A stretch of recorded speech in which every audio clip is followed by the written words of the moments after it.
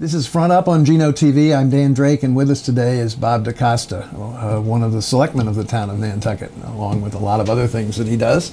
But we're here today to talk about being a selectman. Welcome. Thanks, Dan. Thanks for having me. You've been a selectman now for 2 years. Correct. Have you had any surprises? Not really. I guess my biggest surprise is that I thought I would get attacked more on the street, and I really don't. People are, for the most part, pretty good, especially when I'm out with my wife and they realize that, you know, I have a life other than being a selectman. So they, you know, if they start to talk politics and I'm on my date night, then I just say not tonight, and they're very good about it. They say, okay, I'll call you tomorrow. Most of the correspondence I get from the general public is emails, you know, and that's fine with me, you know, whatever way they want to do it. Right. But everyone seems to be an emailer these days more than a face-to-face confrontation. It's quicker, it's easier. So, but you aren't able to read people when you send emails. No, I personally like the face-to-face. Face-to-face, or even the phone, you get something. Anyway, that's not why we're here. What are your priorities? What do you think are the important things facing the town now? One of my biggest priorities is to get the CWMP finished, the updated CWMP, and figure out exactly what we're going to need to sewer, what we're going to have to do for storm drains, and really to maintain and improve the health of the harbors. And when I say harbors, I mean both harbors, Mattocket Harbor as well as town. Right. So that's one of my main goals. My second goal, I guess, would be to continue the process of figuring out town space and how to get offices back in town. I mean, we've been mandated by town meeting to keep the infrastructure of the town in the core of the town, and right now that's not the case. And we have a building at 20 South Water Street that is basically sitting there empty, and we need to figure out how to best use that building. But I don't want to rush into it. We need to do an overall space plan and figure out all the space that the town has, what's going to be the best use for them, and then come up with a long-term strategy, because it's going to be expensive. It is going to be expensive, and the fire chief was here a few minutes ago talking about his needs, and somewhere $10 to $15 million probably. Yeah. And hopefully not that much, but you never know. You never know. That's the number he gave us. And then you have the town building, which is getting old. In itself is getting old.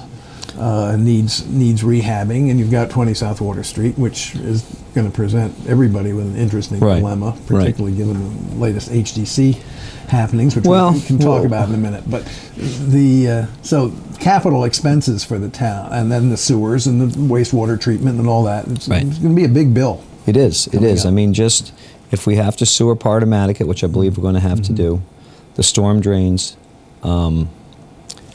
We're looking at a substantial bill here, probably in the hundreds of thousands of dollars. Millions. Hundreds of millions of dollars, yeah. We're $100 million to $120 million probably for the whole project. Yeah. So, and then you've got to figure out how do we fairly get everyone to pay for it. Right. You know, should it all go on the users? Should it all go on the whole town? I think it should be spread evenly, personally. I think that everyone benefits from healthy harbors. Whether you're a commercial shell fisherman or a recreational shell fisherman or just someone who comes and uses the waters, you want clean water. So it's imperative that we maintain that quality. One of the things that I want to talk with you about is the form of government that we have here, and whether it works in this day and age. It's interesting because we have in essence, a chief administrative officer for the town. And I'm not being critical of Libby per se, but I'm just saying there's not a lot of accountability there in a sense that she's not elected, that position is not elected. The Board of Selectmen is a fairly diverse group of people, none of whom has real power. I mean, the power of the chair is to create, bring some aura of power, but it's really making up the agenda of the meeting and presiding over the meetings and so forth. And you have a town meeting that is reflective of two groups, one being the elderly, who all come. I'm almost there. And the other being the people who are not otherwise occupied, and then the people who have a particular interest in a particular item. So it isn't, arguably isn't really very representative.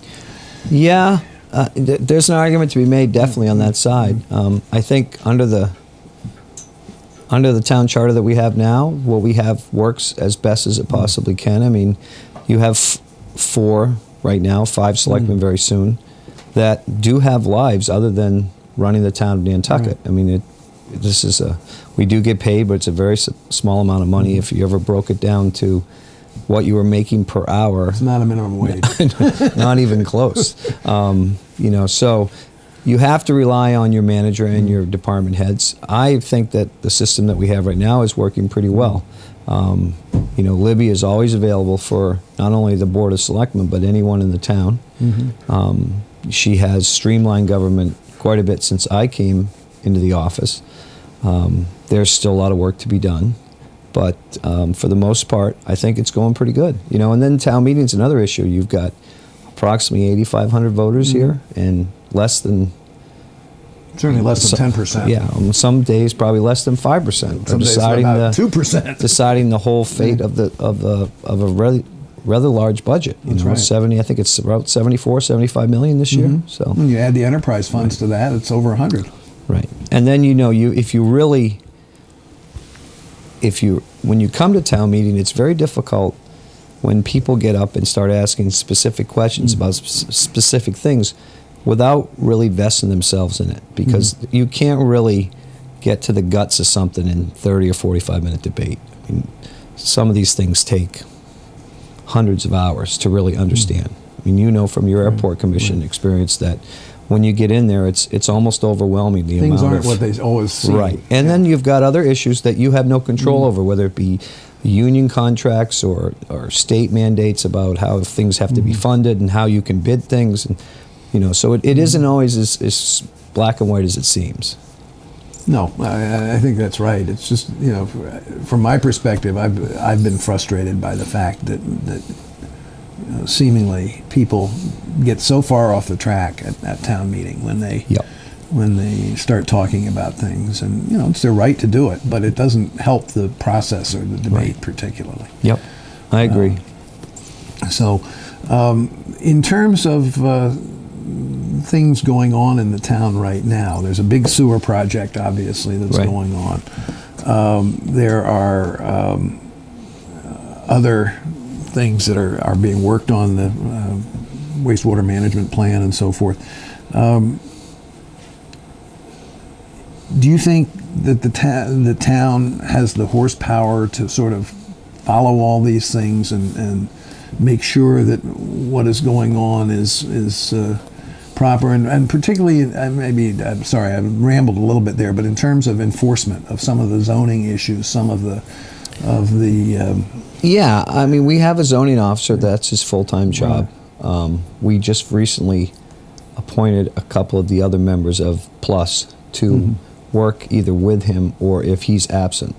My biggest thing is that I don't want to see any one person be the only person that can do a job. There has to be redundancy in all positions. Right. If somebody gets hurt or even they just go on vacation, you don't want everything to stop. So we did that, and the building is starting to pick back up. There is some friction in the Plus department between the HDC and the rest of the building department. They're working diligently to get themselves back on track. A lot of it, I think, is internal, and they can fix it themselves. So, anytime you change something, it takes a while to get it to get it right. The response I've gotten from the building community is they're happy with the new format and the way it's going for the most part. There are some quirks that we need to work out, and they're constantly being done. And it's a work in progress. I mean, that's the reality of it. You're never going to get it 100% right, but every time you find something that isn't right, you try to make it better for the next time.